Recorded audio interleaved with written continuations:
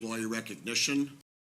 And with that, I just want to go ahead and read Greg Shalene, a Sueur Police Department Sergeant, retired for public service on March 31st, 2018. Greg has been with the city of Sueur for just over 19 years. Earl Skelly, a Sueur Fire Department firefighter, resigned from public service on March 31st, 2018. Earl has been with the fire department for 20 years. To go ahead and our appreciation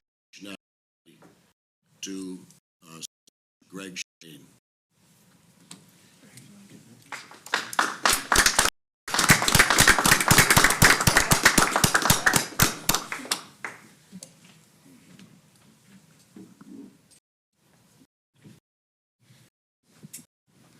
So Greg is officially retired now.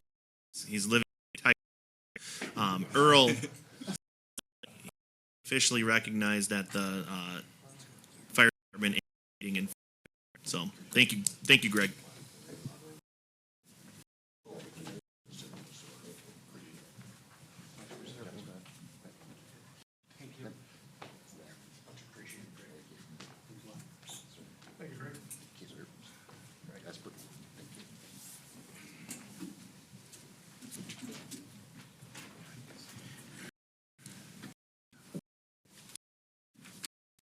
Stay in touch. Know how things are going for you in your retired life. No problem.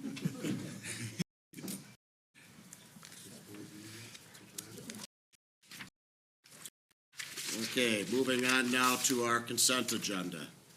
All items on the consent agenda are that have been made available to the council at least 2 days in advance of the meeting.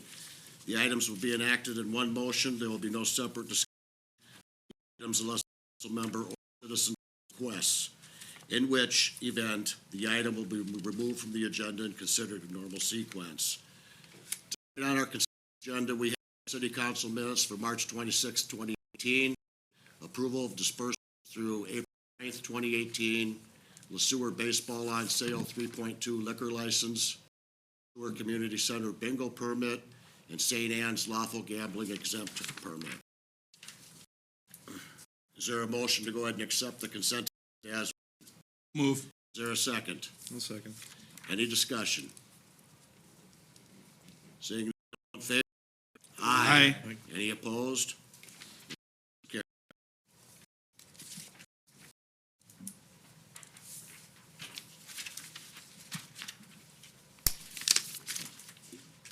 Halfway through the agenda, is it time for a break?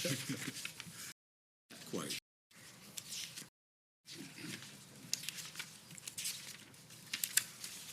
Okay, we are now on 7 Alpha, which is a donation approval for our Parks and Recreation from our parks. Sorry, I'm in. Is there anybody from the public that would address the council tonight? Seeing none, is there a motion to go ahead and close the public comment portion of the meeting? So moved. Is there a second? Second. Aye. Any motion? On the docket for our regular meeting tonight is 7 Alpha, which is the donation of from Parks and Recreation Director. Hey, City Council, as you've seen in the past, Treasures in Town thrift store is kind of becoming one of the largest entities that to Sueur. The process is the city staff apply various things. The police department receives grant regular donations. Parks and Rec do as well. As bringing up some major donations that we've received and formally accepting them. Treasures in Town donated $10,000 for the Kingsway Dog Park, which is proposed to be located on the triangle by the water tower off of Kingsway Drive. This is a project that the city has identified in their capital improvement plan and has attributed to be able to complete it. Now, I would say overwhelming support from community members. Donation total almost $4,000 dog park of what the has proposed to execute. So the first was a phased in year approach to get this dog park built, but due to the overwhelming support, we're likely to be able to do the complete build out this summer, this spring and summer. It's very exciting. A lot of people are interested in this. So obviously, Treasures in Town, they have a large contribution. Some of the other contributors, and there's others. Lane would know more detail about the ball rolling with this, and as a joint service group project, looking at a location for a dog park, and once we determined came up with a site plan, both of the organizations contributed as well. So it's a great thing. We're very grateful for Treasures in Town to these dollars. We look forward to building a dog park this. Any questions for our city administrator? Seeing none, we'd first off like to go ahead and thank Treasures in Town Thrift Store for their generous contribution again. And with that, I can accept a motion then for the approval of the donation to the City of Sueur Parks and Recreation Department. Second? Second. Okay. Favor? Any opposed? Carried.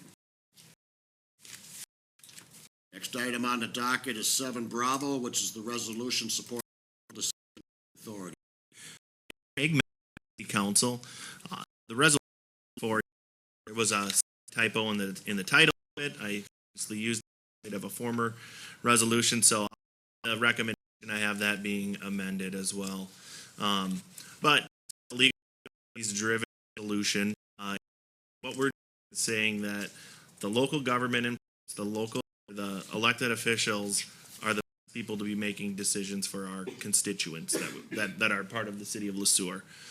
This is a broad resolution. I've handed out a sheet that Minnesota State goes over in a little bit more detail about why this is important. There have been attempts to limit some site that the or now this can change from from local zoning, local ordinances, land use, things like that, to water quality standards or design standards. And what this is that the city of Sueur knows what for the city of Sueur. It keeps the city back to local use local solutions. Recommendations the resolution R 2018-10. I'd recommend of be support of local decision making authority instead of annual of various boards and members. With that, I'll entertain any questions about this resolution and in the intent. So, what will happen if this is adopted? I will send a copy of this once executed to the list of cities that have adopted resolution with this language. What did you say the title of this is now going to be? Support of local decision-making authority. Any questions for our city regarding this? I have one, and I emailed my questions ahead of time. I'm not searching for rationale to understand what you said. I mean, we can't go against state law, even though we're a local entity. So I'm kind of, can you give me a specific example of what the concern is? Yeah, so we'll talk. I've been talking to the community development director, something like that. Now, there could be an overwhelming law that's passed by the state legislature regarding tiny houses and how we have to handle something that would be something that would take rights away from local government. So this is trying to address what impose legislation in the future. Correct. Yeah, essentially gathering a group of these that we want to make our own decisions for our own community. And then if there is something, let's say the League of Minnesota Cities lobbyists don't support or think that there's something that will take local away, we can use a list of individuals to have that discussion. So I'm thinking about when we had the tobacco 20 group talking to us about for raising the smoking age from 18 to 21. And I read in the paper in Mankato that the city of Mankato delegated that decision, just put it off to, because they state Mankato passed it. But is that an example of what is driving?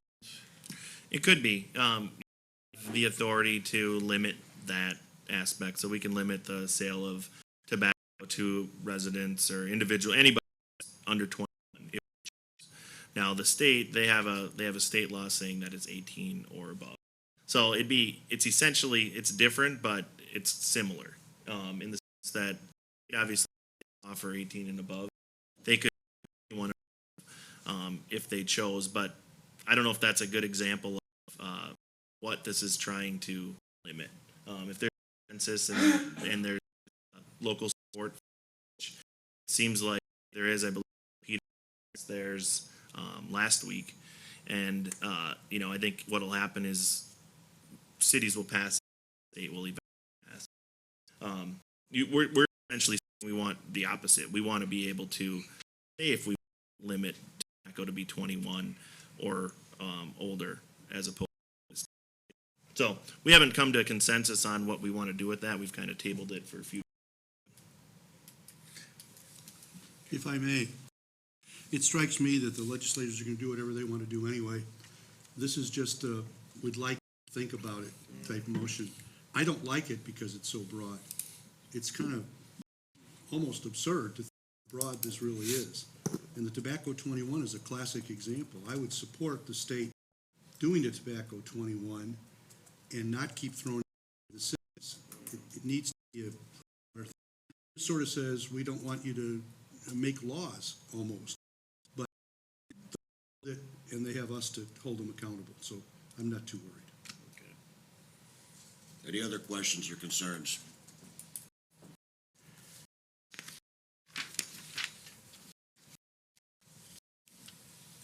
Is there a motion to go ahead and recommend the passage of 2018-010 from the City of Sueur's local decision-making authority and oppose any legislation that moves this ability? Second. Go ahead. Additional discussion. I'm going to state on the time I intend to vote no. I think it's way too bad. I don't think it's necessary for us to put a name like that. So you know. Okay. Any other discussion? Staying, need more information, understand the necessity. First, it seems sense, but then when you apply examples of applied to specific situations, why it's good for us to do this. So I would, and I can't say I'm against it, but I'm just not for it at this time. Okay, go ahead. Do we know how many? Do we know how many? Do we know how many? Do we know how many actually cities have passed this? No, I don't know that off the top of my head, but I know a substantial amount of the Minnesota cities members have. Okay. Any other questions? All in favor of approving R 2018-010? Aye. Aye. Opposed? Nay. Any abstaining? And I abstain. Okay, so do we have an accurate count on that, Stacy?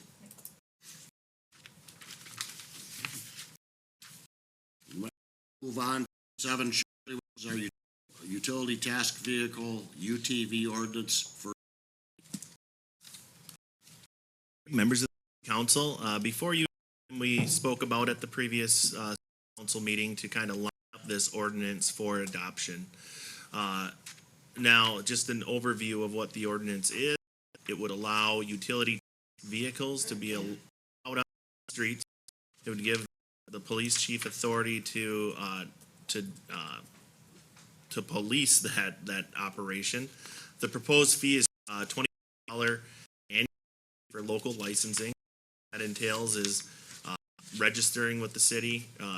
Once you prove that you have insurance, you receive a sticker that you place on your vehicle and lets police know that you are licensed to drive UTV within the city limits.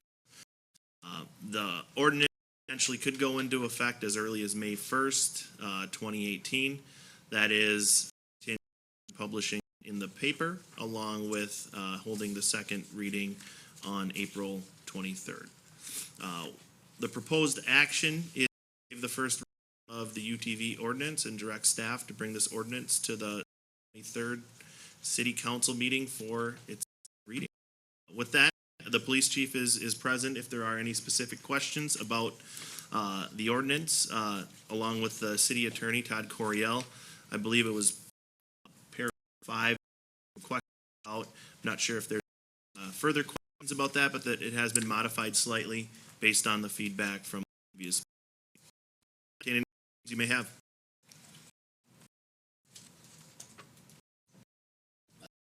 Clear and make sure that everybody knows that this is, your task is not a car, no, an all-terrain vehicle, mini truck as defined in Minnesota 69.045.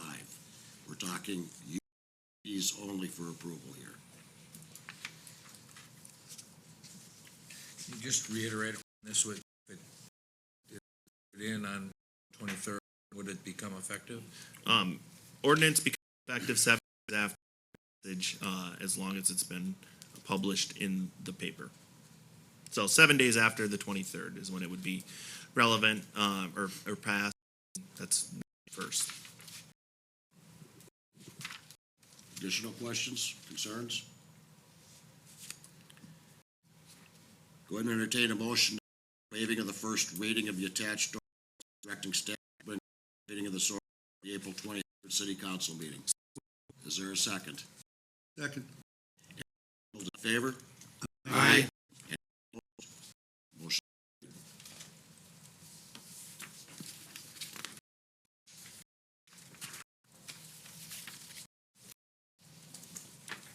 We now move on to line item 7 Delta, which is our organizational structure amendment.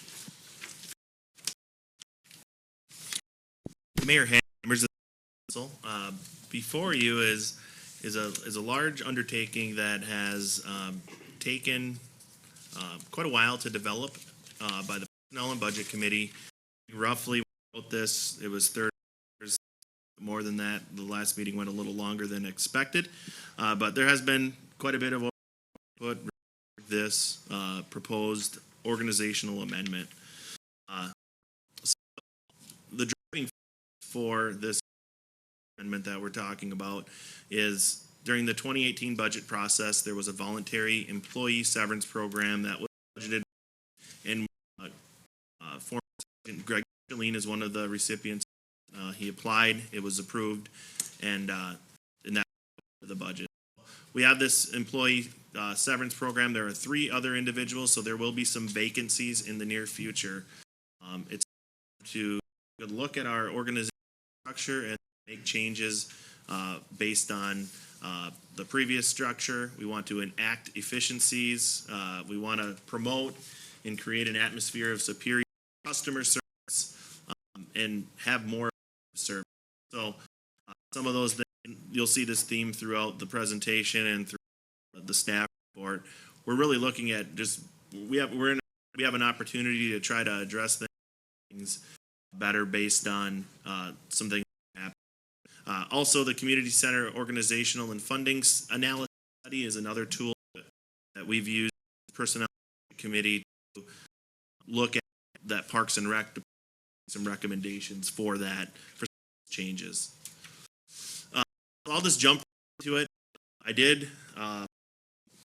some organizational structure with some proposed organizational structure sheets so to follow along with this. Also, if there's anybody that needs one, I believe that the city clerk has some as well. So the department, it's the voluntary employee severance program. What is being proposed by administration is to hire a police officer to replace the retiring sergeant. With that, the benefit analysis portion of the staff report is built into the summary. We're losing a veteran employee. Greg Shaleen is an employee of almost 20 years. There's a ton of institutional knowledge lost, but staff and police chief, administration, at the level of it will basically we'll have the same amount of police officers on the streets providing that service to citizens. Here's the financial analysis of the police department. As time employees is 8, proposed is 8. The salaries, you'll see there's a decrease of a little over $18,500. And this, just to be clear, is just salaries. The compensation benefits portion has been omitted from because it's essentially a variable that has a cost. So this isn't what we ask for salaries in our budget. So if you are looking at our 2018 budget, compare these, will be a little difference. But for the most part, this is a way to compare things apples to apples. So you'll see the structure: police chief, sergeants, and administrative, and then each sergeant supervises 2 police officers. Proposed structure: chief, 1 sergeant, administrative assistant, and then 5 police officers. Sergeants, they're in charge of scheduling and any personnel things. They essentially supervise the police officers. I can field any questions for each kind of department. You'll see that we've broken these things up 5 basic departments. If you have any questions about the police department organizational structure, I'll have those right now. That I asked within the last week was, you had mentioned that sergeant does sometimes motion from officer basics, and in the future, if we have a promotion, is that someone qualifies for it? Do they automatically become a sergeant? No, they don't. That would be basically the police chief who go through the process with the administrator, get that position vetted. The committee essentially just go through a small reorganization of the department structure. So there is a guarantee. The police officers are all union employees. Once you reach the top of that pay scale, it doesn't mean you automatically become a sergeant. So there's a promotion process that the chief has to initiate to move forward. To supervise the 4 police officers, and Chief Kelly would be responsible for that now. If he absorbs that additional responsibility, how does that impact his? Does that take away from? On the previous structure, the police chief did not supervise direct police officers. That's the point. He would now. He would not. Would. Okay. Yep. So essentially, just the of duties internally, it made sense that one sergeant basically did the scheduling, the other sergeant, the officer, that was feasible. So I think I feel confident that this will have a seamless rollout. The police chief feels the same way. Thank you. Any additional questions regarding the police department? May, Please Mr. do. City Administrator, I'll come back later with an overall question about how the retirement of people and the overall impact, but I think it's better to put all of that together than do it right now with just this particular one. Okay. Human resources. Move on to the Human Resources Communications Department. So this is the department that was currently previously of the communications director, city clerk, the account technician, the receptionist or admin. I've grouped in the program director. Essentially, the recommendation is for the that position to be filled in this group. So we're combining various component positions. We're adding what the this is human resources component to the creation city clerk description, and we're proposing to repurpose an administrative position to assist with the building official building inspection program and the city clerk administrative work. So some of the signatures and filings that the city clerk. The transition from the communications director, city clerk to the HR communications director, city clerk, incorporate professional development and continuing education components. Essentially, one of those would be a trigger for some sort of increase. The rollout for this is be roughly 18 months. Adding component will address liability issues that have been identified within various personnel practices. So some of those I think I've talked about a little bit involve seasonal part-time employees, the differences between them and how to handle them legitimately, looking at basically the restrictions that we need to abide by when hiring seasonal employees, and in general just elevate the level of customer service our citizens can expect and what our employees can expect. A lot of times in local government and cities our size, human resources kind of falls to the wayside and it's an afterthought, but it really is it's an important thing that I think we need to have within our city that will help the risk of potential things that are a liability in the future. Looking at the financial analysis, so the director position is moving from grade 12 to a grade 6 based on analysis of the job description. So what that means is 2014 through compensation and classification. What they do is Springstead Incorporated looked at all the job descriptions and then put them within this point structure that we have. And then based on the points that were assigned to that position, there's so communications director, city clerk, at 65 points originally. After rescoring, adding the HR component along with some leadership components into job description, that job description moved it up to 555 points.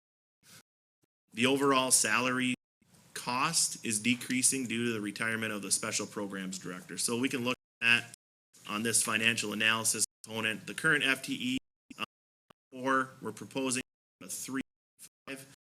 There's a $29,000, $751 savings just in salaries for that.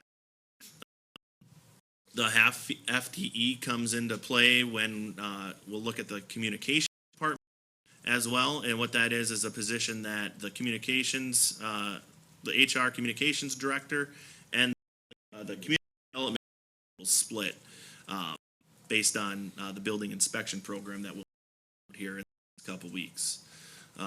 So looking at the current structure, you'll see that the special programs director is included in the structure part because that position essentially handled utility billing component of the city. And the current structure is utility billing coordinator would be a new position. The deputy city clerk, half-time administrative assistant, new position. That position split between the community development director and the HR communications director, and then there's the receptionist position existing. With that, any questions about the HR communications department? I have a series of questions that public we try to work through them. Apparently, when we only had a city clerk and education, so we had a city clerk education. Correct. And that took us from a grade 8 to a grade 12. And then if we go higher grade, we're going to go to 16. What would grade be if we add resources to the polio? That if we add human resources, we're going to 16, but 3 of these are then combined to be correct. To be clear. Now, why do we need to go again? You said it somewhat, but let's be real clear. If we can't, why we would need such a high rate for something that started once at 8 and went to 12 and it's now 16? Yeah, prior to me, you'd have a city clerk, and that was the standalone position. Now, I don't know exactly what that city clerk did, if there was HR components involved with that, or operations components. I do have the previous job description. We have looked at that, and those components weren't included in that job description. The transition then from, I believe that the communications director, city clerk, contract employee, then they were then hired as a full-time employee. Again, instead went through and did an analysis on the job description that was developed and that scored 365 points. Now we're going to the next step. We're adding the HR component to it, and I think this is important again because there's a lot of things that in kind of after the city. There's liability, personnel, and things that need to be addressed. And if our personnel falls onto me, which is fine, but there's things that I think the city has ties for myself, community development, reaching out to residents, developing professionally, networking, things like that, the HR component is quite large. But after Springstead scored the job description that I looked at, personnel and budget, came back 150. So that's great. I think originally ballpark was 17. It would get that, and then it was a 16. But we've discussed it extensively at personnel. And these are in the interview. So let's ask another question. Do cities of comparable size have resources or combine in other? As we've seen it with a lot of comparisons, it's hard to compare cities. A lot of positions are driven by what the community thinks it needs, the city council thinks it needs, what the administration thinks that it needs. So a variety, you'll see cities that have a city clerk that run everything. They don't have a city administrator. They're like maybe 1,000 people. You'll get into the 4,000 population range, and you'll run the gamut on those organizations, just because there's so many differences between those organizations. One thing I do, we have access to this tool that we can look at salary study information on, is looking at what the overall operating revenue for each city is. I feel like that's a better tool to look at different organizations. So, for example, the city of Sueur has, I think their operating revenue is $20 million a year. So what they have coming in with all the enterprise funds, with the tax levy, any revenue, that all comes up to just over $20 million. This was in 2017, so 2018 will be that.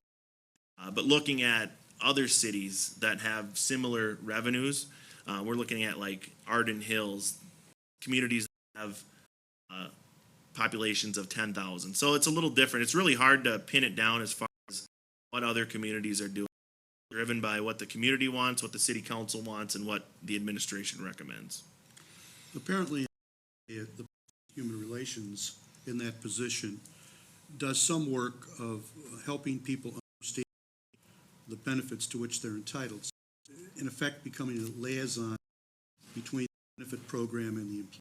Is that true so far? I would say that is true, and that's, in my opinion, it's a big component. It's a small part. It happens once a year, open and now there's questions that come in. We have the ability to ask, which helps us with some of those things as well.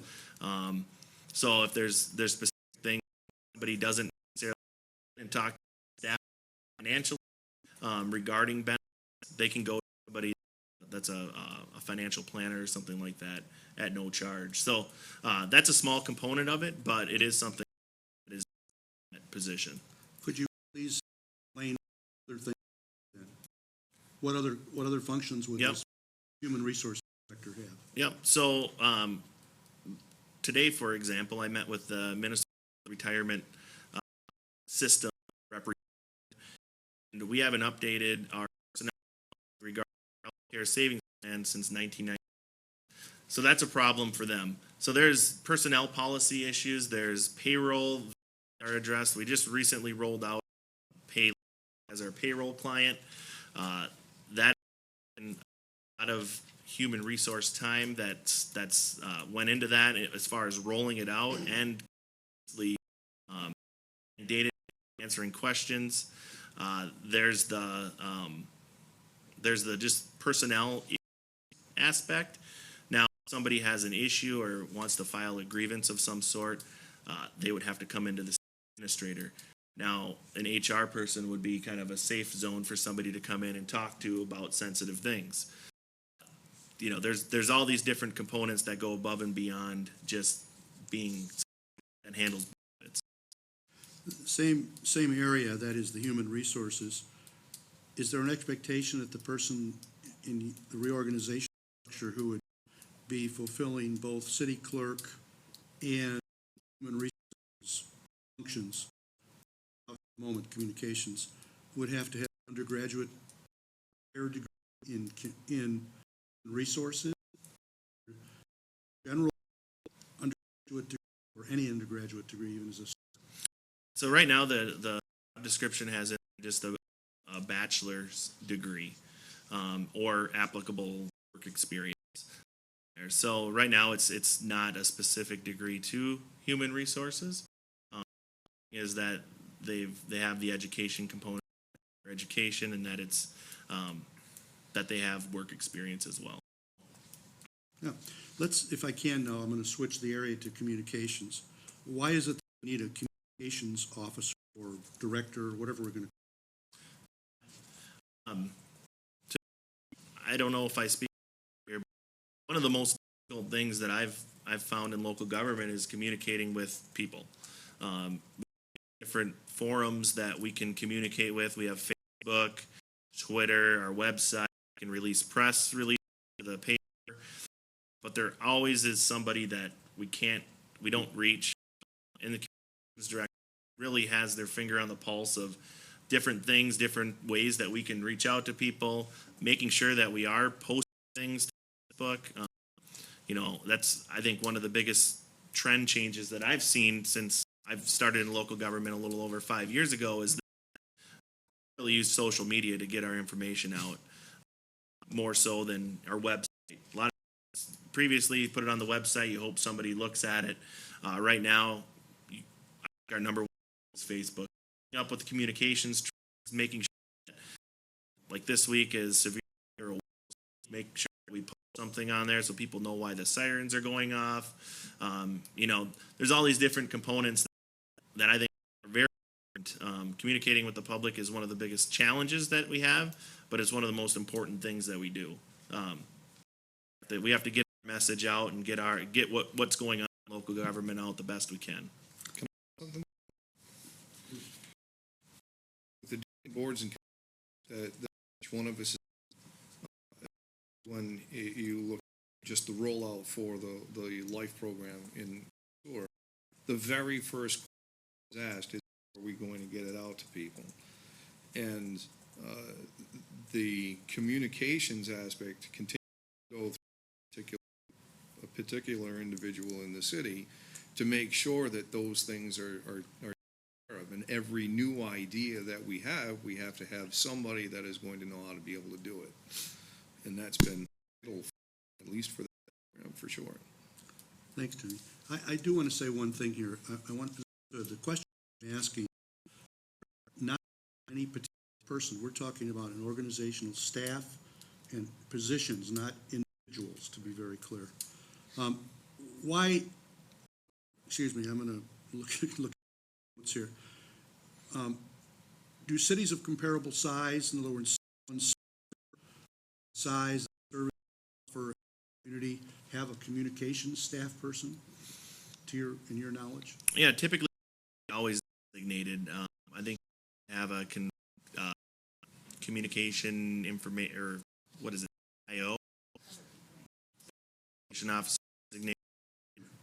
Well, it is from city We need to have all goes. It really comes into play during emergency operations. So we have somebody that's giving information to the press, not just anybody. We have somebody designated. Most of this, it's not like a statutory. It's not required to shoot, but it's probably I would consider it a best practice. So there's usually somebody designated. Cities that are larger have full-time.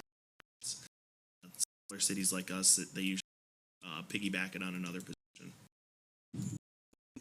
This area, it's understood that each city has to structure its staff based on its culture, its needs. So, but the question is this: do city clerks in other cities similar to Sueur accomplish the communications and human resources functions for their cities as part of the city duties under the umbrella of that title, city clerk? Yeah, I don't know what the job description for clerk are for our region, but I would imagine that there are some communities that have with our current position of communications director, city clerk. So depending on the city size, I would say that that's feasible. I don't know of any off the top of my head. And we do have that the city clerk is the primary person that's making the decisions in lieu of a city administrator. So city clerk position that is obligated to have if you're a statute city, if you're a charter city, it depends on your charter. So we're a charter city, we have a city administrator. If you don't have a charter and you go to state statute, you could just have a city clerk that's doing all of these things. So it depends on the community. Right, thank you. Regarding HR communications clerk position.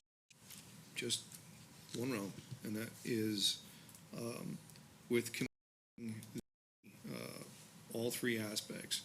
And I can add to this that even this is smaller than the size of the city of Sueur and the employee of HR. You list out a number of things that it does, and there's a lot that goes into it. There's generally a lot that goes into it. Everything together, we've seen positions in the past. You load too much onto a position, not everything can be fulfilled at 100%. So my question, that's again, this is your job, personnel. That is, you feel that this is going to work. 100% is given to all three of those spaces under one title. I can address that, and I do. We are doing some things to alleviate some of the basic administrations, like having that creative position, some clerk, things that do take a lot of time. Just some basic administrative functions. So we are taking a little bit away as far as the nuances go. You mean the administrative assistant would do that? Yeah. So if let's say we just passed a resolution, sure that gets signed, making sure that it gets filed, scanned in, or document retention software like that. Setting things up for the meeting, doing liquor licenses, permits. Some of the things that were on consent agenda, those would then be passed to the city position. Some reallocations of duties, and then reallocation of some higher end things that we're doing HR wise. One of the things that we're developing, and I'll say but it's the current communication city clerk, seasonal employee we've never had. Looking into things, the way that we're handling some of our seasonal employees, we haven't been tracking their time correctly.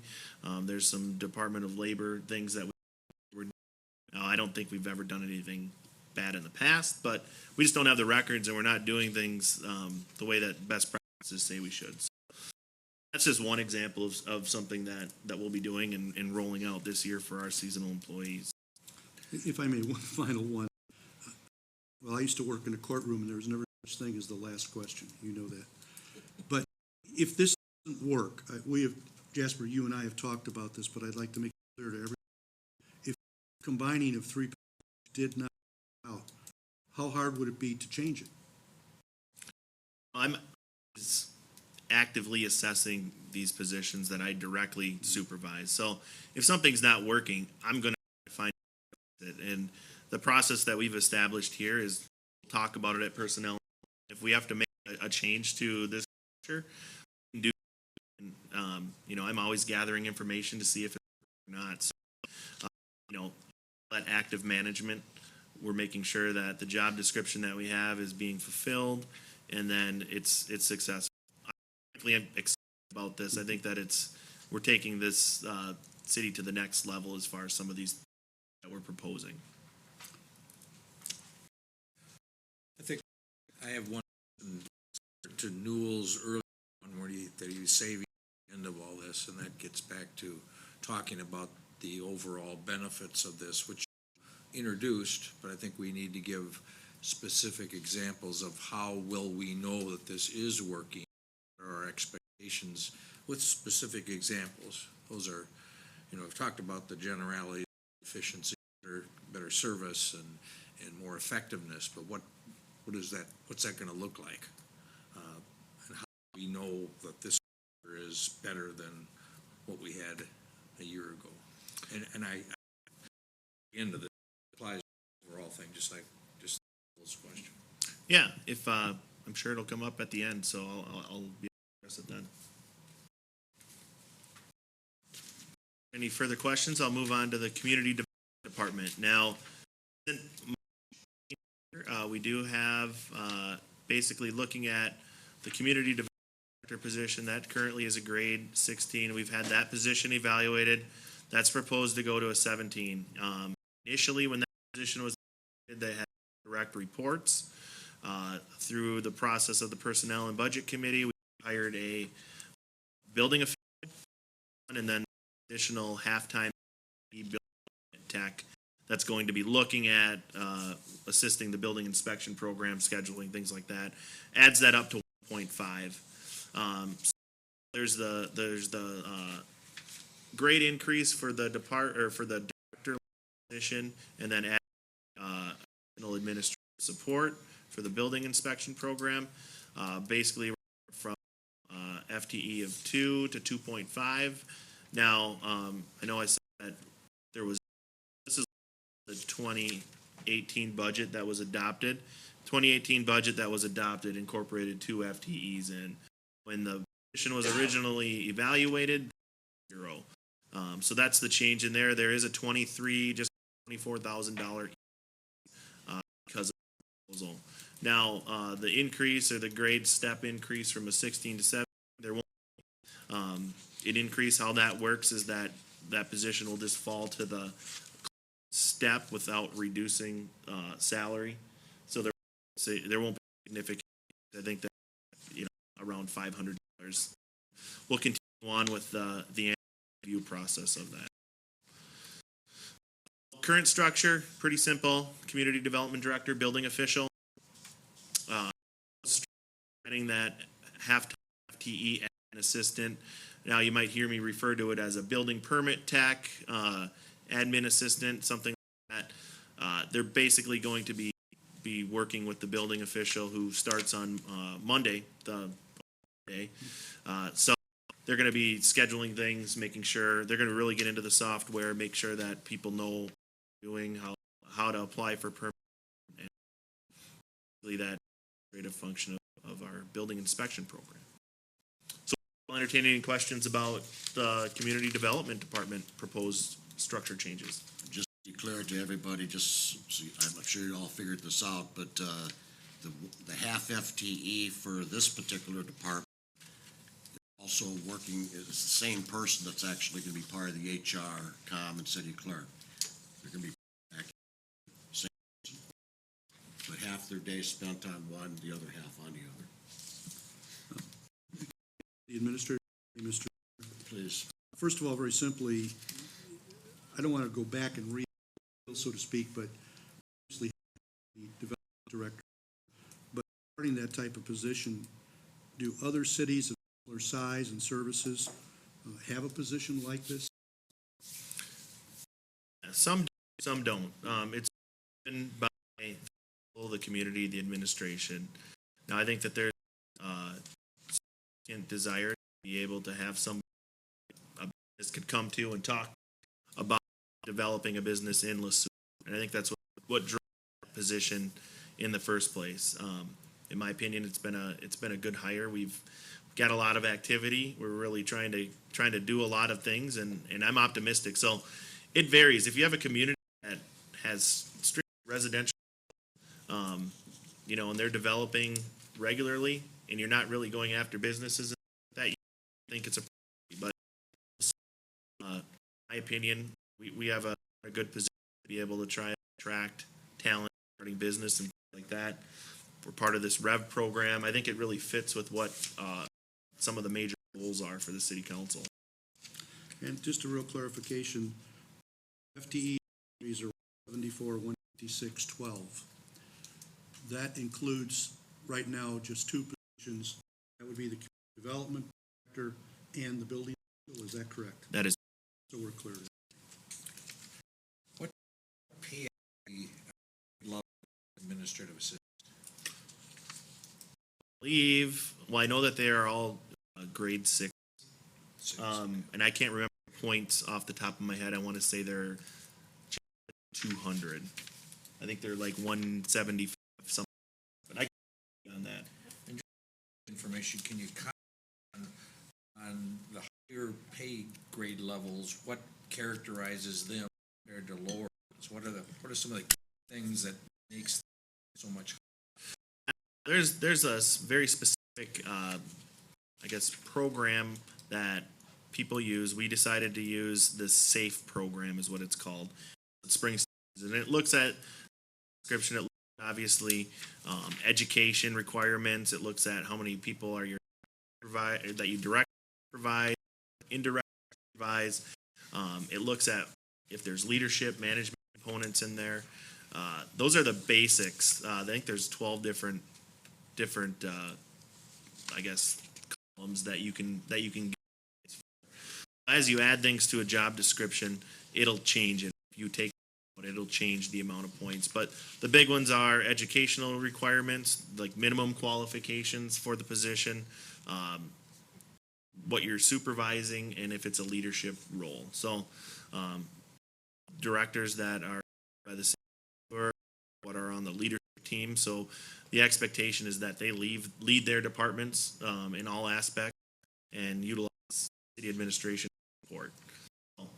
And this pay equity system is a legally legislated system that all public entities require.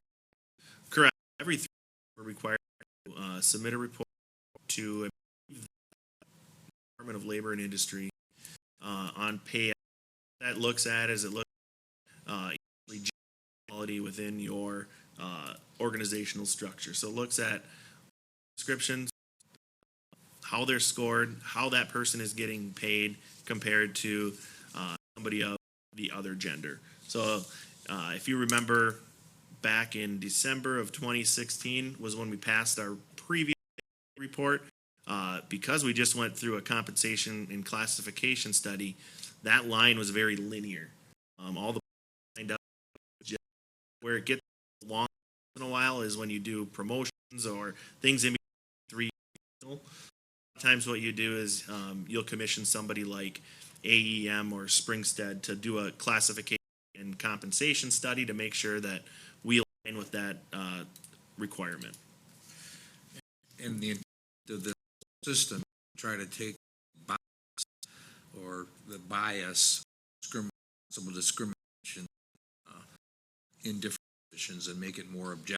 So what a person is paid what they deserve and not you contrast to the male versus female, but also other variables that occur. Correct. Yep. And that's a statutory obligation that we have to file that every year. If we don't, on probation, we have to do it, and then essentially they can, levy some sort of penalty to the city. I don't know if that's LGA cuts or what, but it's something that we need to do, and we've done it. We're up to date, and probably December of 2019 is when you'll see another pay equity report for adoption. Is there any of this similar requirement in the private, in businesses at all? I don't believe so, but I couldn't speak intelligently about that. I think that there's that spec that is thought about, but I don't know if there's any legal reason why you'd have to do that. Makes sense. Yeah. Any other about the community development department? All right, so I will move on to what is proposed to be a new department. So, per report of the community center, it was suggested that we evaluate the possibility of combining works. Now, for the people who have been around for some time, that used to be the case here in Lis. I'm proposing is to bring that back together. Reasons. So, in more detail when we talk about the public services department, but essentially what the proposals are for this will remove the parks division from the recreation department. It'll add one full-time employee. It'll be a recreation community education coordinator. It'll be somebody that's really focused on programming for both and ed, to make sure that those programs have established. We're looking at those things. The programs are that they basically make for to continue to support facility planning, and then the position of the recreation and community education department. There will be some. We've added some larger leadership components to the job description just so that that's very clear. And then one thing is that this group of individuals will work in conjunction with the newly formed Recreation and Park Advisory Committee. Financial analysis. So we have this agreement with Independent District, and we initiate the deal. So end of June, we have this deal done by. We do have a superintendent at the school district, so I'll be going.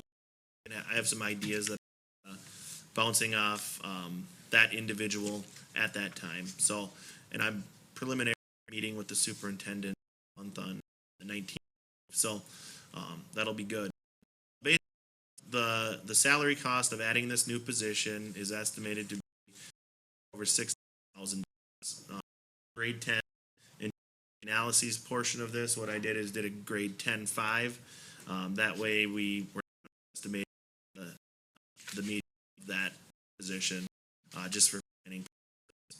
So, when doing financial analysis, we took a park department, which consists of an advisor, park recreation, facility, parks, recreation maintenance workers. So I moved those to the public service for that because they're now. But you're going from direct admin, direct and core, and you'll see that in the salary.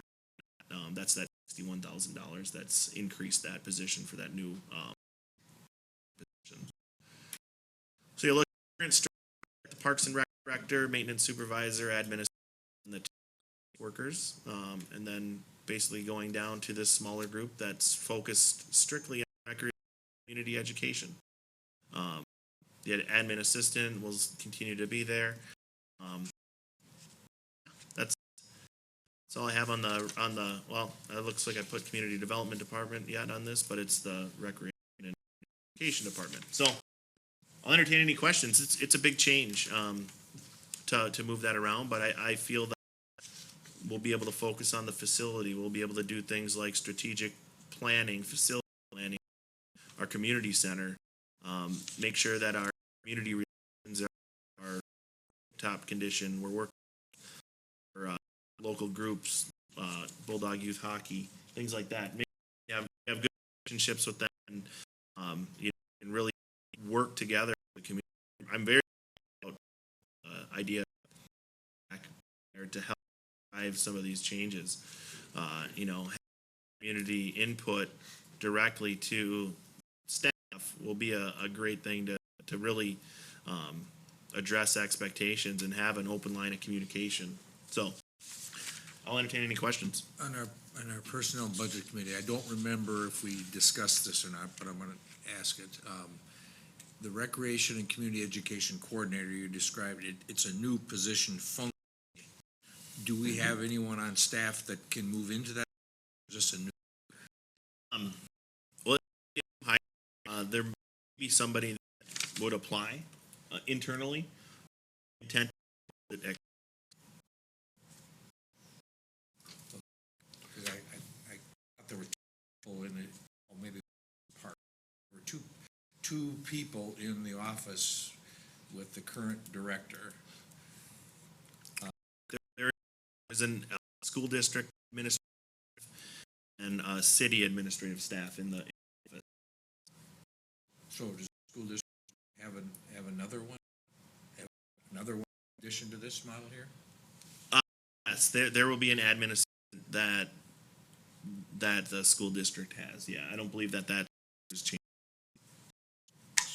The city, these are, but there is an additional administrative assistant that handles the communication, and they are also existing in the city office space. They are. So we have at least school that's approved every can use our facilities.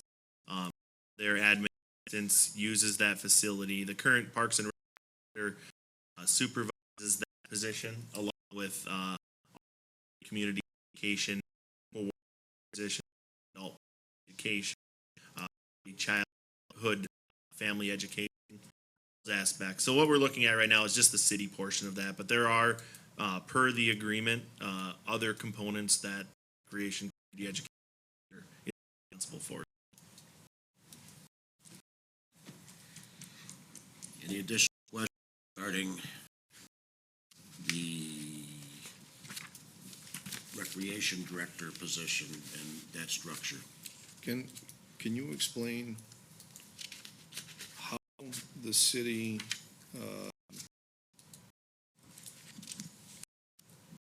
how the city has an employee handles or is work for community education through and how that's good for the, I understand that having a one stop in a place is good when it comes to education and the community center. But having an employee with two bosses is an interesting concept for me. And the city adapted to harsh time and work with the school district to be able to keep these things rolling during a recession. Now, when I talked to the new superintendent, we're going to have this discussion about, well, is this something that we need to continue to do? We'll probably evaluate, is this something that we want to back to the way it was, increase those levels for both entities. I have some ideas to see what her take is on it. So I'm actively thinking about because it's administratively hard to manage, especially in a situation right now where I'm proposing to have between two directors. That's a little bit easier because their offices to each other. I'm in a different building than the superintendent, so that's different. Any issues? They're having issues, so to deal with any. There's potential there to come. So it's something that I'm looking at to be better to have the old way. Somebody focused on education, you got focused on the rec and the community center component. But I don't know if we're there yet. The city as far as financially or the school district, so that'll be a point of conversation. Well, to make a decision on the package, it's a hard thing to swallow when you're making a decision on a whole package. It's that would be like one of my employees working with another employer during my time. It's kind of a hard thing to swallow.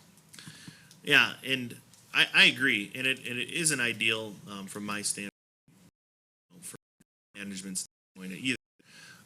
The way I'm working out that with a superintendent coming in, unless there's a heavy preference to do something, it likely will be business as usual, and then we'll really delve into it in 2018 into 2019. So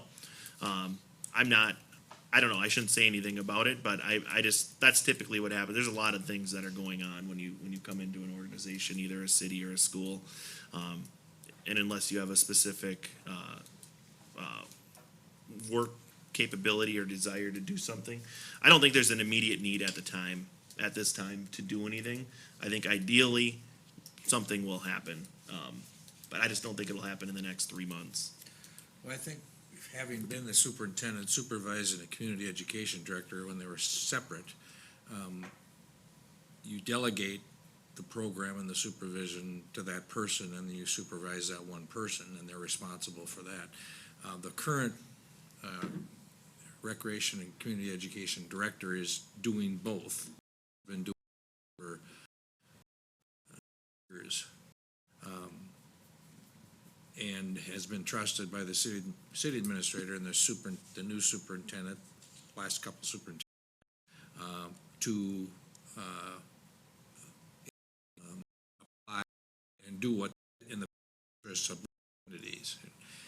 And what complicated it, I think, was the addition of the parks stuff on top of that, and then not having a program coordinator that could have ideas and with communities and so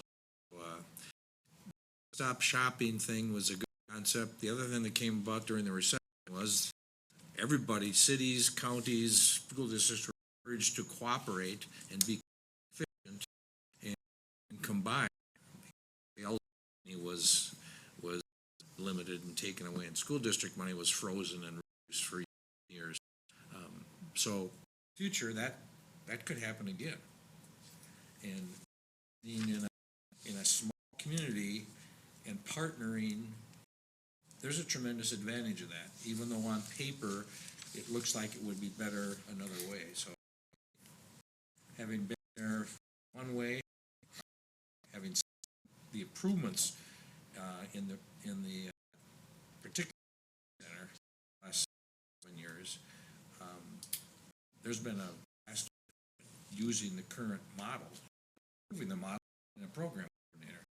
I only see it getting better. So I respond to your concern. It has worked, and now it's going to be even better. Jim, let's just, when you're in discussions with the ISD regarding the council or the community education coordinator along with the recreation and communication director, say the new superintendent decides something they want to bring back into this, that the newly created position of recreation and communication. We'd have to have a discussion amongst ourselves about that and see how we want to. So right now we have an agreement, and we're following the agreement, but things change. I have no doubt that if that does happen, we can adapt and address it. So to be clear for members of city council as well as the public, this is based off what we believe is going to be the scenario moving ahead. That could change as our state, something that we're flexible, make some decisions at that point. But moving forward, for the interest of this organizational study that we've done, and along with the reorg plan, this is something that we propose to move at this time. There are no questions about the recreation community education department. I'll move on to the public services department. Now, this is the largest department that we have within the city. Different are changing alone.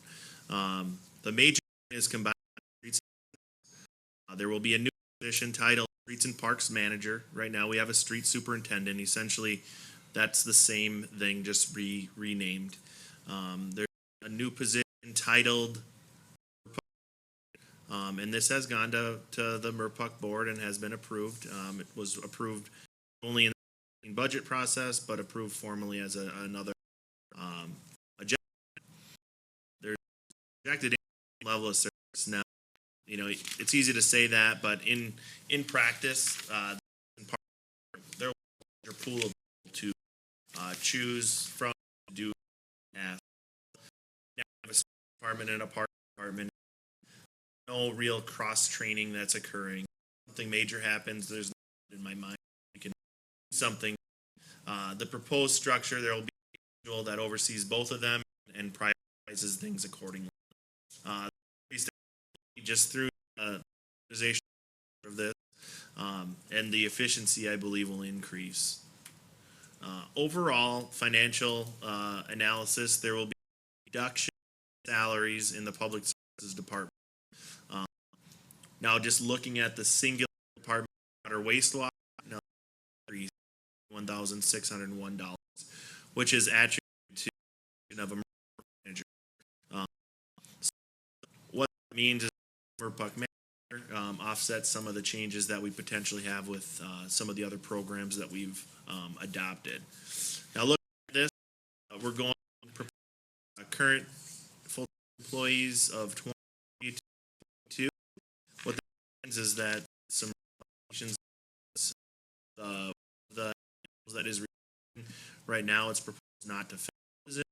That's in the the rationale behind that is that with the part duties to be 4 streets, we can do that. We have the ability to scale up those operations. Overall, public services department financial savings of just over $20. One thing to keep in mind: public services department is the only department that has a mix of enterprise and general fund departments in it. So at the end, you'll see a breakdown of what the general fund contributions and what the fund contributions are, if that's a preferred way to look at things. This might be difficult to see the size of the, but you can essentially a large. Now we have basically an electric division, a street division, water waste division, and then there's 2 admin assistants essentially, one for electric and one for water wastewater, and this is all overseen by the public service director, which we have posted and have received for. So I'm optimistic we'll get a good person on the first round here. The proposed structure, you'll see we have we're street parks manager, a MRPUC manager, an electric manager. Now we're kind of changing the terminology here. There's no applications or anything like that for the electric manager. We're just formalizing it to manage instead of superintendent. It's a more modern way of looking at the departments. Wastewater supervisor, MRPUC manager group. There is an added position there. Look at that. The MRPUC manager would be focused solely on operating our wastewater treatment plant. That is something that the MRPUC board has discussed in detail over the last year at least. It's something that they've so the increase in cost for the MRPUC manager position, actually a pass. We will go back to MRPUC and burst for that. It's something. It's a partnership. We're working with MRPUC to make that we're able to address facility needs and needs by having a manager. With that, I'll entertain any questions about the department.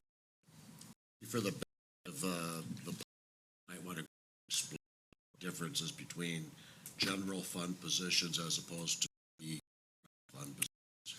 Yeah, so I'm looking at the proposed structure here. The Streets and Parks Division that houses the park supervisors, street operators, and recreation maintenance workers. That's all general fund, and what that means is that the way that division is general led taxes. All of the other ones, except for the facility maintenance and airport manager, which that is funded enterprise fund, a portion is funded through the general fund. Everything is funded through revenues generated from utilities, so enterprise fund. City of Sueur has 3 enterprise funds now. We have an enterprise fund. We have, well, actually 4. Water, wastewater, and the new stormwater. We have 4 enterprise funds within the city of Sueur. There is one other one that that statutorily we can add. I don't think we've had the discussion about it, but a street light utility. But so there's a number of things cities can generate revenue from. Turning a exercise to see what we can and cannot do as far as generate revenue. So it's heavily regulated statutorily what we can do. So hopefully that answers the question. Can we also get a clarification? The public in general, I think, was here understand what was this term MRVPUC and how that relates to the and how it's administered very quickly. Joint Powers Board that Henderson and the city of Sueur formed, I believe, back in 2006 to our wastewater treatment plant. So there's a plant that's jointly used by Henderson and Sueur, and there's an oversight operation. MRVPUC stands for, Minnesota River Valley Public Utilities Commission. and it's focused on the wastewater treatment facility. Correct. Yep. Wastewater treatment. What happens if the additional cost over 1,000? It's the cost borne by the commission, is that correct? By Murphy? Correct. So for this during the 2018 budget process, and what that essentially means is that they're going to make sure that the rates that they're charging to the entities are their costs. Now, we get into some logistics things and looking at that, and essentially if there's any increase in MRVPUC spending, increase in the city of Lisbon. But over the wholesale rates that MRVPUC adopts annually have to fund their operations. That's a decision of MRVPUC and not of our city council. Yes. To be clear. So I've got a public service director. What grade level is that at? Public director is grade level 17. So I look at this and I talk for the number of people, the manager column is 5 plus administrative assistant. And you've got all the operators as well. So there's 17 people this person's directly responsible for. The other 17 positions, the development director, that person has 1.5. So is the public service director in a shaft as far as grade level pay? It seems like a lot more, and it's a different kind of responsibility, but can you talk about that? Because they're 2 kind of entirely different positions, particularly in the number of people they would supervise. Yeah. The public services director, I'd probably say something differently here.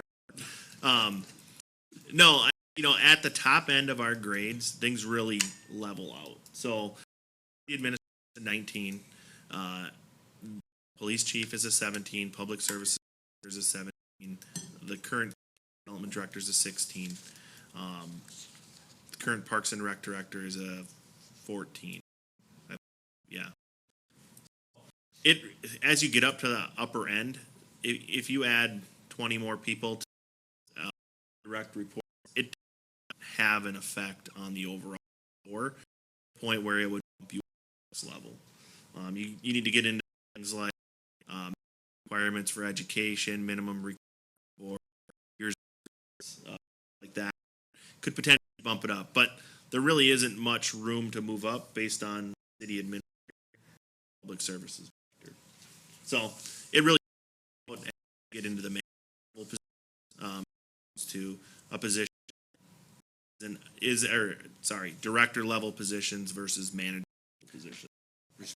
For safety, personal safety, and not just the employees, but the work that they do, the safety of everyone else. Is that point system? Because there's this safety factor from water quality and electrical fires and electrocution and the quality of the water and including this and that. I do not believe that it gets factored into that safe scoring system because it's very specific to jobs. Now, safety is all positions. You bring like making sure that electrocution, your work, things that's not pertinent to all the other jobs. And the way that this system has a standard for everything. So things like safety components related to the electric division aren't necessarily something that point. It's hard to compare apples. Even just trying to equate everything, to me, the type of job that the public service director has versus the community development director, two completely different things, aren't they? They are, definitely. In the current structure, you've got park and recreation director, and then you have maintenance supervisor, 2 employees under, and that's a column, the maintenance supervisor is in a column that is at a higher grade, it looks like. Flip the thing, look, you got down with a parks supervisor and not maintenance. The maintenance supervisor becomes a supervisor with 2 park employees. I'm assuming it's employees beneath that, but it's no longer in that. I understand being underneath, being together with the department. So does this position, do you think their budget need budget for parks and stuff? Is that the person that knows everything about the parks? Budgeting ultimately falls on the public services director, and the parks manager. But so levels don't necessarily, like you see the up there, they don't necessarily mean they're all a certain grade level. The park supervisor, that supervisor position is proposed to be a grade 12. And supervisor grade. So that change. Just you can understand the operation that we went through. Personnel budget itself, original proposal had a street supervisor as well. So that's why it kind of looks a little different with the street operators being in the same area as the park supervisor. We decided to eliminate the street supervisor position and see how this works. If the need in the future, that'll be something that I can address, but it's not necessarily that I think. So okay. The park supervisor is a higher level position than the streets operator. Okay. Thank you. Did you want to cover the departmental analysis Yep. from the enterprise and the general fund? It's a good understanding of how that works. Yep. So if there are no further questions, I have an overall summary. Full-time employees will be at 40 FTEs. General fund total cost will have a negative impact, 6, so roughly a wash. $9,000 less in salaries for the general fund. Enterprise fund will have an increase of 2.4%, which is that $25,000 associated with the MRF manager. We're key staff to the building inspection program, the wastewater treatment plant, and the recreation and education department, and it consolidates administrative staff for enhanced service. Looking at the departmental analysis, you can see the community Development Department, there's a increase of $23,000, just under $24,000. That's associated with that half-time position and the grade change from 16 to 17. The Recreation Community Education Department, you'll see that $61,000 increase. That's associated with the proposed coordinator position. The Education Department, you'll see that there's a net decrease of just under $30,000 because of the FTE from 3.5, retirement of a senior employee that's at the top of the pay scale. The Police Department, you'll see a decrease of $18,509 associated with sergeant to police officer. And then Public Services Department, you'll see a reduction of about $20,600. Overall, with these changes, you'll see an increase in all salaries of $15,100. Now, if you take out puck manager or admit that, it net decrease essentially in salaries. But I just want to be clear about the actual numbers that are out there and the positions that we're proposing. One thing I want to be clear is that we've adopted this voluntary employee severance program. As you can see from this, we're diverting. There is a proposed salary saving with those 4 positions of $90,000. Essentially, what we're doing is we're diverting some of those funds from that program into the Community Development Department and the Recreation Community Education Departments. Now, other components, the other that are affected by this, but the major ones, that are those that we're adding new positions to, increasing in the cost of salaries. So we have really 2 things going on here. We have we're proposing this reorganization.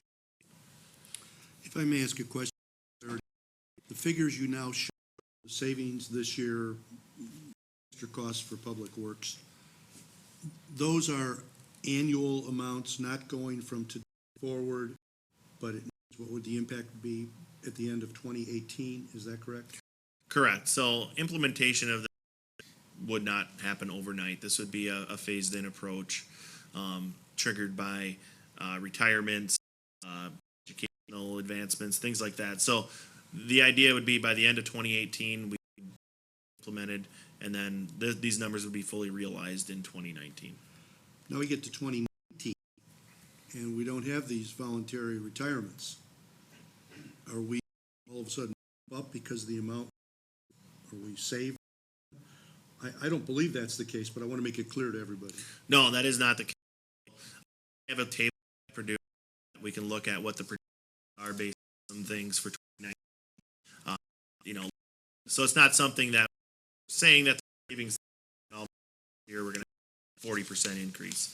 That won't be the case. The next year would be commonly called cost of living, but we have another term you're using now, the CPI, or what's Yeah, we're consumer price index is what we likely will use next year. Moving on to general fund versus enterprise fund. So just to create the differences, you'll see the general now $9 enterprise fund goes up that $25,000 associated with the MRPUC position. So look at this when we're in 2018 salary minus any sort of CPI that we do one would be $9,144 less than this year. Enterprise fund would be more attributed to the MRPUC manager position. Now this is store and or salary. So this is looking at general, and we've been pretty active in doing some things in growing the city. Back in 2000, we had 30 FTEs, contracted official. 2017, we still have 38 FTEs. 2018, we transitioned a part-time maintenance worker to full-time, and then a build. And then we also adopted a 3% cost of living, or for 2017. See a substantial jump for some positions that.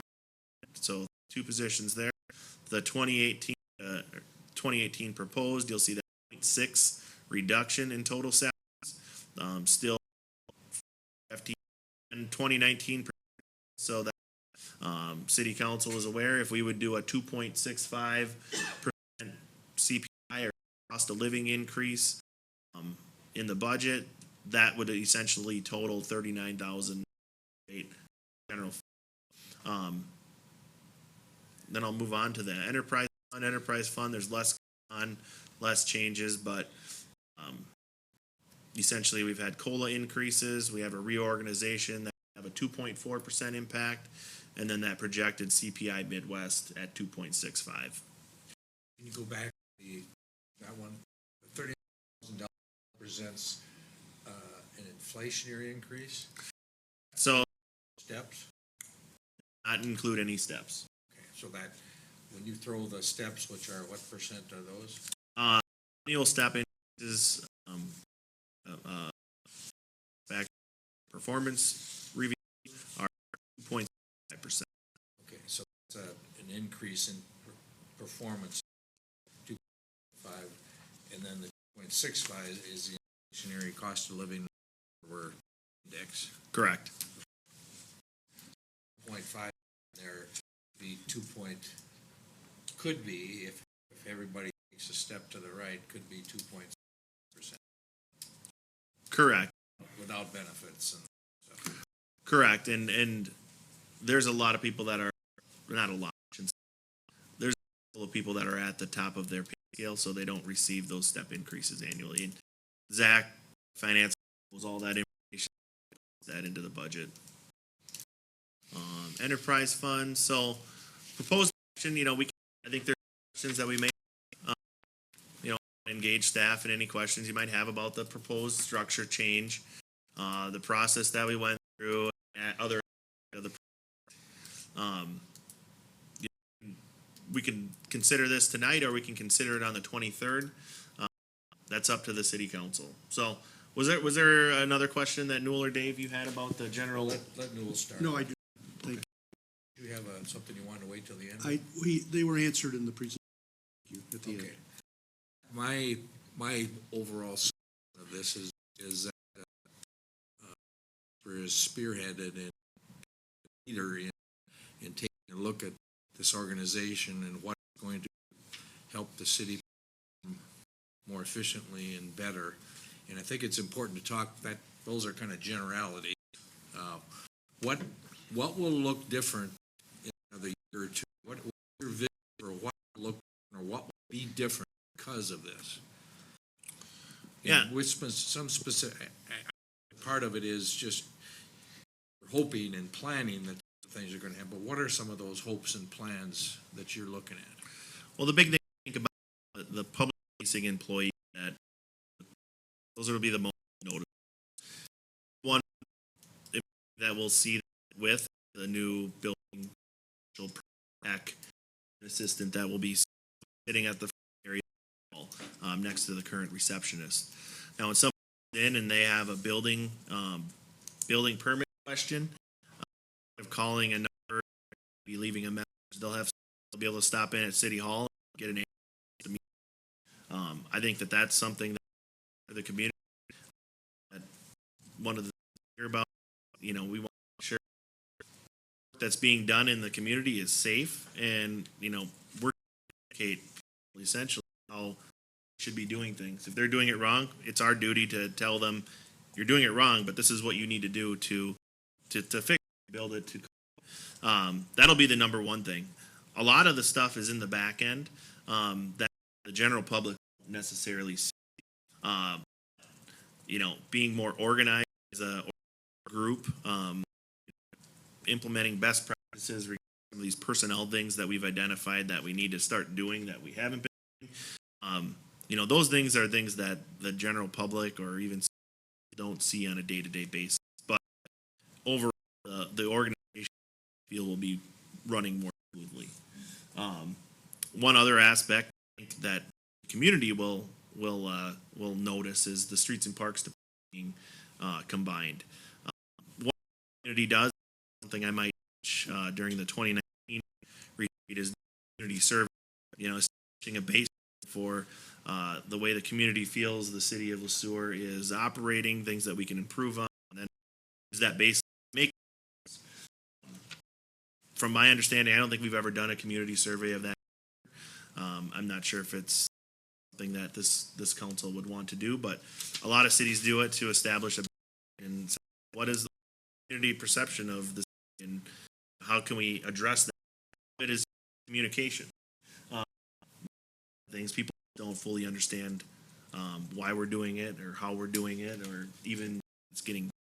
So I think that those different, communications is a huge aspect that I think that we do a good job on, but I think we'll continue to try to find these avenues that we can reach out to people. Do you think we can do that without a study? Well, let me piggyback on this. You commented on the restructuring is some things. Will this reorganization help us implement the comp plan and the downtown master plan in a more effective? Well, the comp plan is an overbearing plan. There's aspects of the community able to grow that we'll be able to focus on things like planning and facility planning and looking at what kind of investment we need to evaluate communities to keep it relevant and keep it up to what the standards of the city council are. Regarding the downtown master plan, I mean, we're going to keep plugging away with that. Our existing community development director.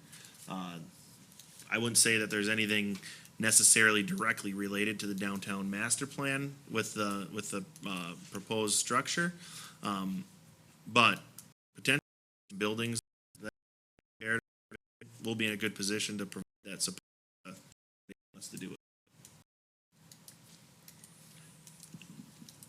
I got a couple of things. First off, I want to go ahead and publicly acknowledge a lot of work that was put into this by Councilmember Johnson, Member Krogman. Also to go ahead and let the community know what Councilmember Johnson said regarding the leadership administrator played. This was we met 4 or maybe it was, and it was an awful lot of work going through the current structure, figure out the changes that were needed based on what the recommendations were from our city administrator. And quite frankly, I think that we've done a pretty darn good job with it. And I want to make sure that the city council members, Favelis, Roloff, and Huntington, you guys in particular, if you have any questions whatsoever regarding anything covered tonight, I know you've had the opportunity to look this over since Thursday when you got your pack. But if there's anything that comes up that you have questions about, this would be the time to be asking. Anything at all? Faveli? I have questions. Say thank you. I is now the biggest thing that has come out of the personnel and budget, and was the budget. So that to make this, so thank you. Councilmember Roloff? I don't have anything, but I just want to say thank you for the that was put in. That it was. I know that it was actually not probably at times, but I just wanted to. But I just also to say, I just also thank you guys. Councilmember Hunt? I have no questions, but I reiterate the fact is, thank you very much for all this stuff. Appreciate it. Well, that we basically have an option here where somebody from our city council can make a motion to go ahead and approve our proposed organization structure, or we also have the opportunity to think about the next couple of weeks and perhaps action on the meeting of the 23rd of April. I guess we've had everything laid out. It's all up to now whether or not we feel as though we can go ahead and move forward with this now. I'd like to propose moving forward. I just let it soak in a little bit more, those that have been exposed. You and I, Mr. Mayor, involved in this. So if people feel comfortable moving forward, I understand that, but I don't think any have to do it right now. That's what I want to come across with. I'd like to second that. I think we should give the public a chance through the news website, or wherever we're gonna communicate this, to think about it and realize the impact, what a major improvement this is. It's not only a time to be critical of it, it's a time to realize that this has huge potential to avoid rushing through without allowing them to think about it and have the opportunity to weigh in, even if relatively few people. Yeah, with that in mind, I'm not sure what the proper procedure would be. If we vote no, it doesn't make sense. If we vote Exactly. yes, I understand that. But I don't know if it's possible to move right now that we table it until the 23rd, if that's possible. I don't know the answer. Councilmember Favelis, based off what you just heard from Councilmember Johnson and Councilmember Prodman, do you want to go ahead and table this until the 23rd, and we may take action at that meeting?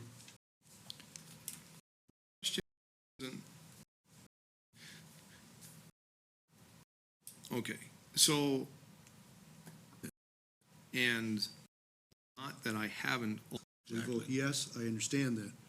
But I don't know if it's possible to move right now that we table it until the 23rd, if that's possible. I don't know the answer. Councilmember Favelis, based off what you just heard from Councilmember Johnson and Councilmember Prodman, do you want to go ahead and table this until the 23rd, and we may take action at that meeting?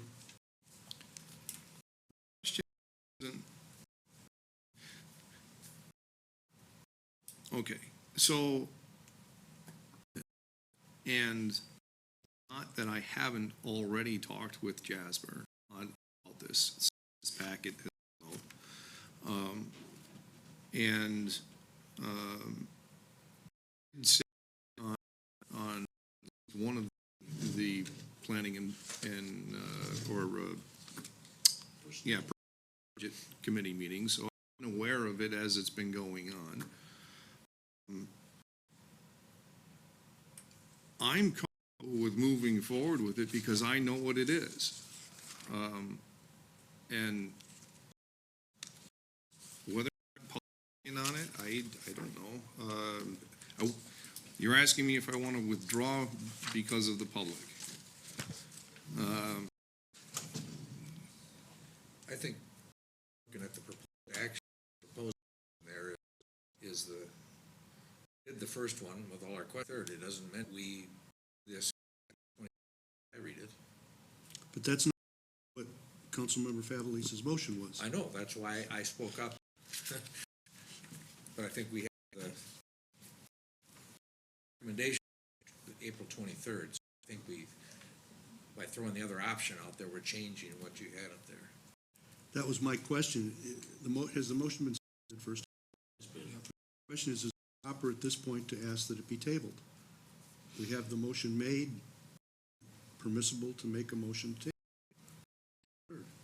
That's why I'd gone back to Councilmember Favelis and asked if we could table this until the 23rd. He doesn't have to do that at all. We can make the motion on top of his, I believe. That's what. If I get something, if there's anything specific that you would like me to bring back on the 23rd, recommendation based on, the full council looking at this, giving me some homework to do, which I fully realize that could happen in the meantime. But I have about a week and 2 days before the packet needs to get done and out. A lot of times what I like is some direction as far as additional components you may want for the 23rd, if it's just strictly for the public to weigh in. Admirable to be able to do. I don't know what we're gonna get for input. All the meetings that publicly, all the information has been out there. I don't think we had anybody from the public, the personnel and budget committee meetings, but it's a council decision. So to me, it doesn't matter. Direct butter tonight. And I think that will enough to give additional city members the opportunity that they've had the chance now to read this over the last 4 days. feel as though you could make a decision based off this, or would you like to have the opportunity to wait a couple of weeks and perhaps some of our constituents may have some thoughts on this, or perhaps constituents might want to get a hold of the city administrator to ask some questions. I think we're okay either way. We could either take action tonight, or we could wait until the 23rd to take action. I'm ready to take action now. I'd like to say better safe than sorry. I think we should wait and give public opportunity on it, and if they don't, then we haven't lost anything. Jasper, had extensive conversations with staff on reorg. Yes. And the response so far? They want to get it rolling. They want to get to work. They want to do, there's a lot of things that are changing. That's the feedback I've gotten is, let's do this. I mean, we've already started this for the police officer, obviously, just to make sure that we have continuous service. We're rolling out. So, to get that I've been working on for 8 months, just pretty easily 8 months. But we've dealt at personnel and budget. It's just a matter of and something in stone. It's something is Flexible. yeah. We can modify it however we feel. It's really the council's main component of personnel management is the org structure. Mr. If I may, our Rosenberg's Rules of Order. Special motion can be a table. It is a motion. Takes a majority to pass. There to be no debate, quite frankly. I move that we table this motion until the 23rd. Second. Now we have a situation, in essence, we have two different motions. We have Motion that was made. Get Todd anyway. our city attorney. Proceed the council to have up to 3 motions on the table at a time. You have one motion by Councilmember Favalis, seconded. Now you have a substitute motion is what it would be called. Councilmember Newell amend, which would function take precedence over the first motion. So you vote on the latest first, and then depending on what happens there, you would go back to vote on Councilmember Favalis. Thank you. And this until the 23rd, and we've had a second. Any additional discussion? There isn't any. Forgive me. Okay, there is no It discussion. says no discussion, no debate. Aye. Okay, now we go to the first motion, which was made by Member Favalis. Any additional discussion on that? What's the hurry? 8 months on it, what's the hurry? Jasper, what do you gain? What does he gain out of or Well, my is less compressed. We have 2 people leaving on the 31st of May. Are part of this. Part of it is a utility coordinator that you need trained in, and frankly, we've started that process just a little bit in preparation for this. But it'd be great to be able to get 2 full billing cycles for that utility billing coordinator, both April and May before the special items director leaves. So it's just we compress the timeline a little bit more, so he's a little bit more. okay.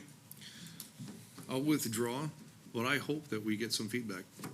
Because otherwise we just continue to prolong things.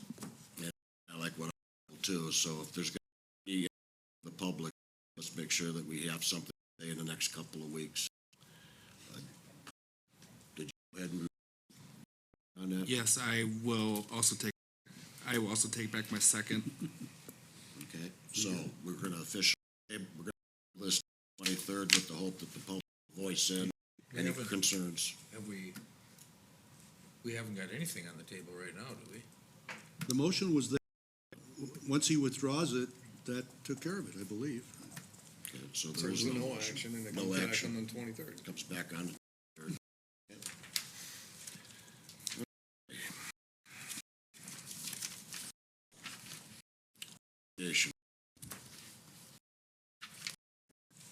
Why don't we go ahead and start with you, Councilmember Krogman?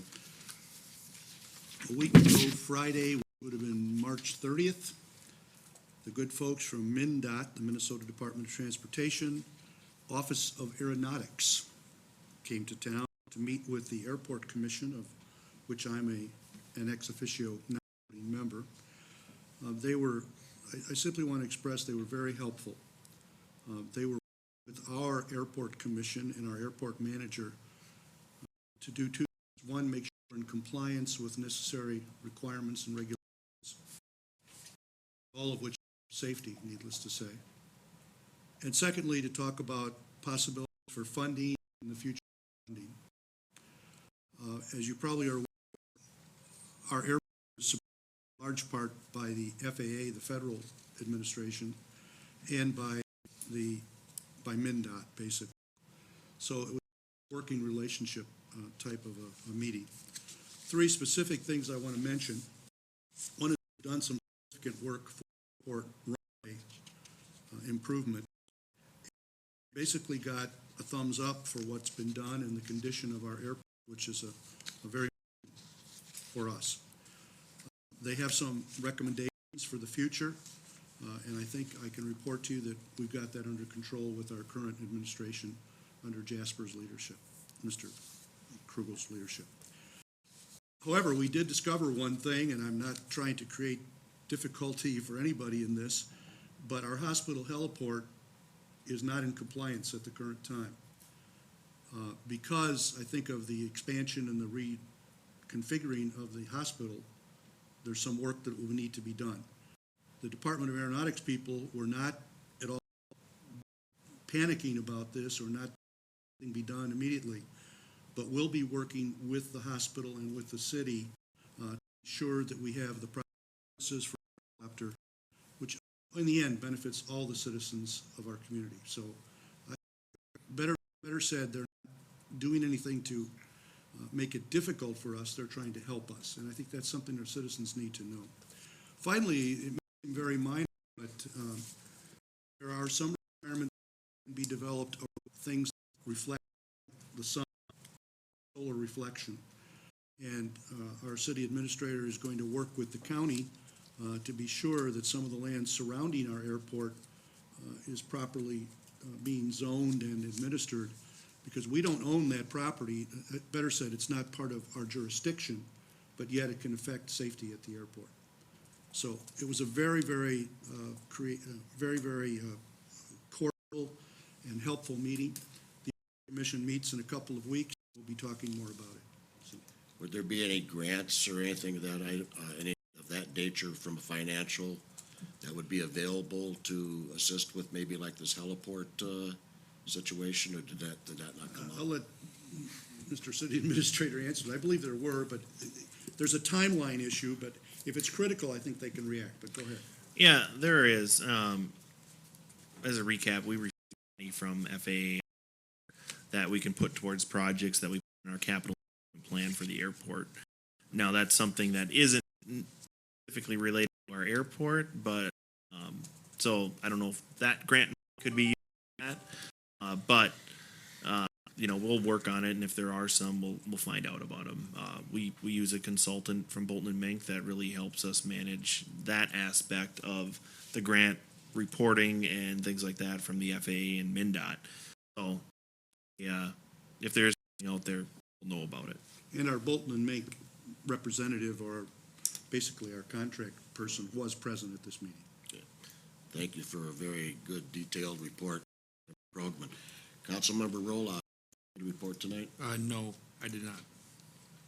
Council Huntington, No, Mayor, Councilmember, Given on our town action team at our last April 5th,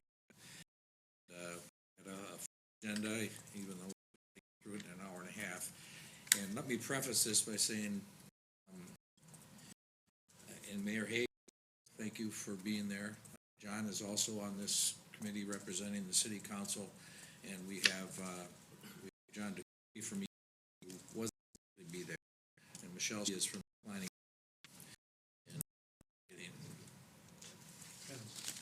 And Henry is another community member. Samantha is the staff. I've been organizing this group for quite a while. We got it started a year ago. We were meeting monthly. Then we met in September and December.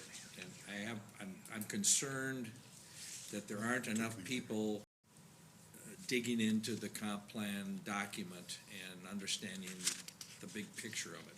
I know that Jennifer and Samantha are getting into parts and doing behind the scene things that are difficult to communicate to the public, but I'm concerned that the CPAT group gets recognized as serving an important role. The bylaws state that CPAT is the group that's supposed to keep the comp plan on the front burner with the city, the EDA, and the Planning Commission. And they're also supposed to engage the public on an annual basis to get feedback, report on progress, celebrate accomplishments.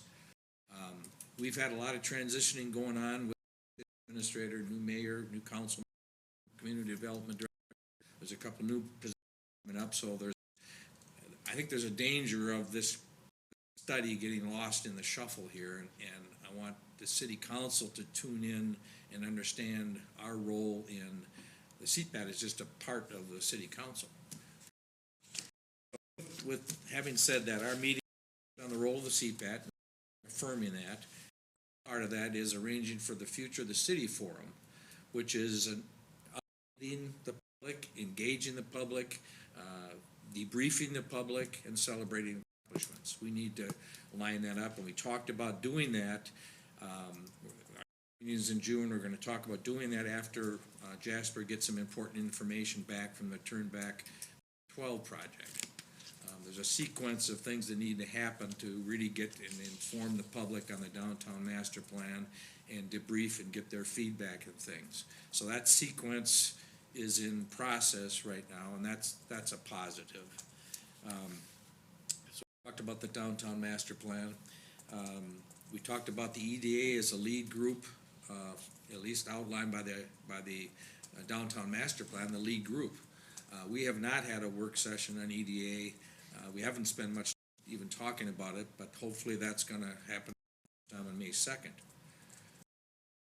The city's plan, specific action approved by us probably last fall, but I question beyond John and I if anyone else knows what's in that work plan. We didn't address it at the retreat, and I think we need to have a work session down the line somewhere, relook at that plan, relook at what our work plan is, know what other people are doing, and keep the big picture in mind as we're making all these changes, doing all these specific things. How does it fit into the plan? Downtown master plan. How are we going to process that? What's important to take out of that? The EDA needs to get going on that, but the city council is a key group to keep that. Make sure the EDA and the planning commission does it. The CPAT. If I seem a little emotional about this, I really fear that I can see how these plans can in the shuffle. Things going on when we're busy, and that public, and I think Sam even verbalized it. People in the public have told her we're worried about that just getting put on a shelf and nothing major happening. So it's our responsibility to make sure that major things happen, and we keep working toward it. And the only way for that to happen is it can't be Dave Johnson driving the show here. I'm one person, and I may not be around that long. It's got to be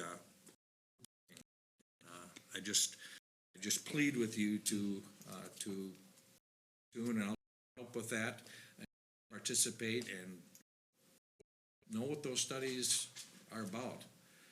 We spent three study, we spent $165,000 on 3 studies, and by God, the public is expecting it to use them, and so am I. I concur exactly everything that you just got done saying. As somebody that was at the CPAT meeting this past week, it is something that our city council has to be a very active role in. So I would suggest that everybody in the city council review the comp plan, review the downtown master plan, and specifically the items that Samantha laid out in regards to things that we have to take at.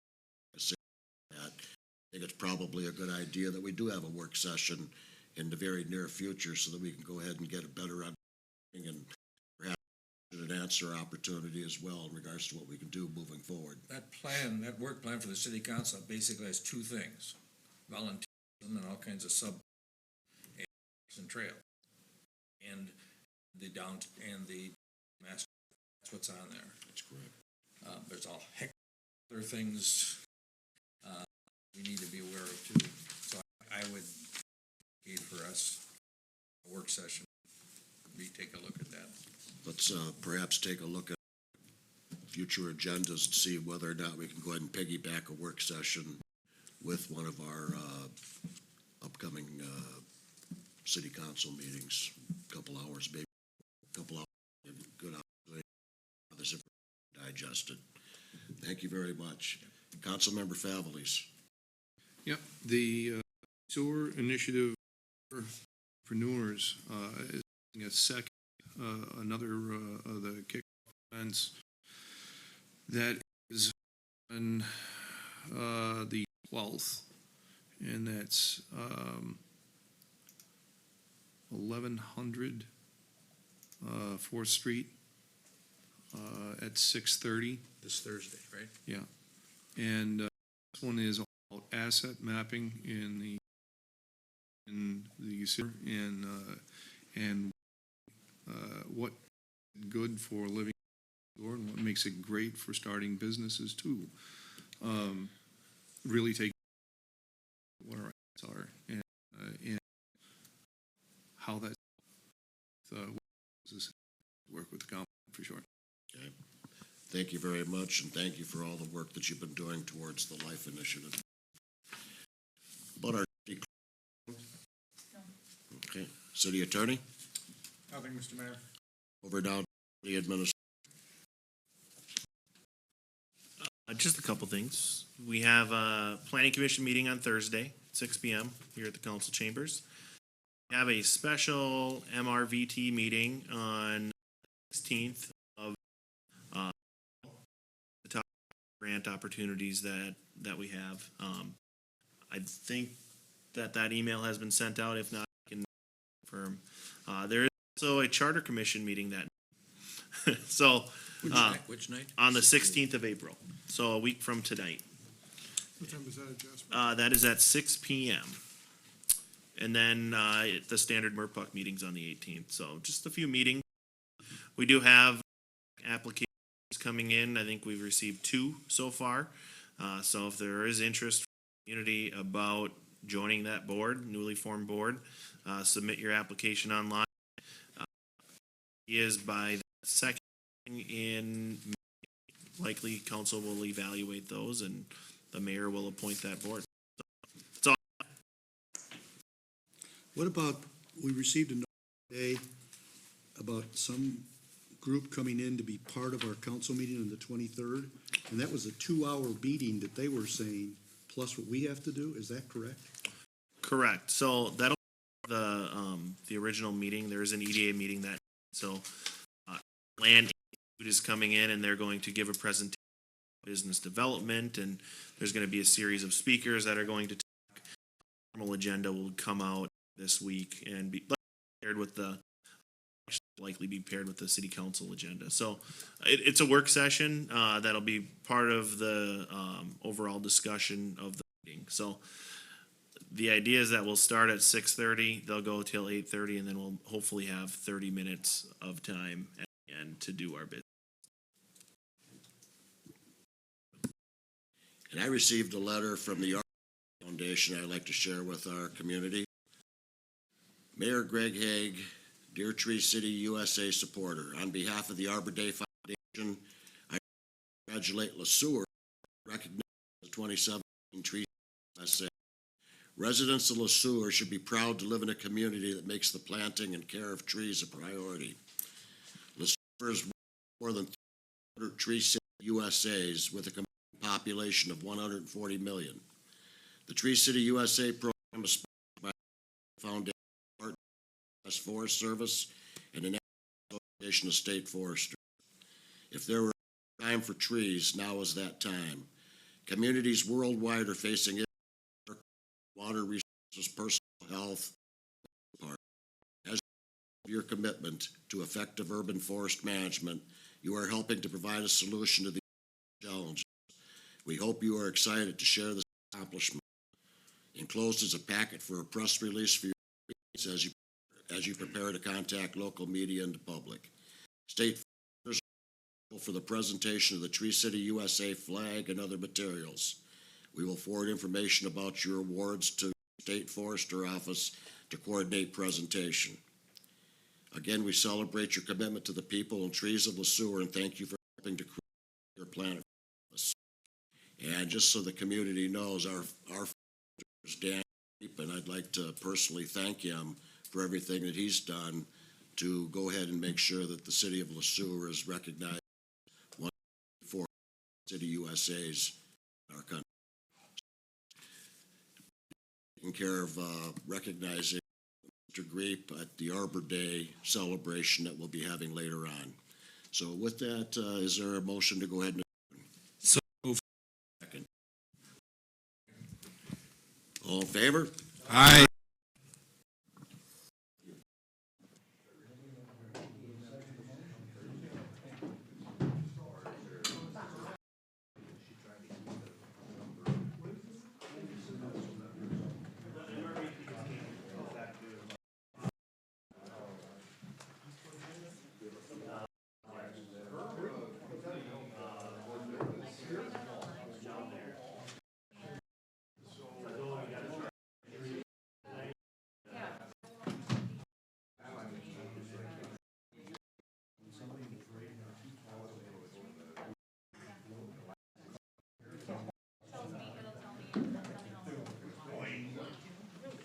You're on. So with that, is there a motion to go ahead and So moved. second? All in favor? Aye.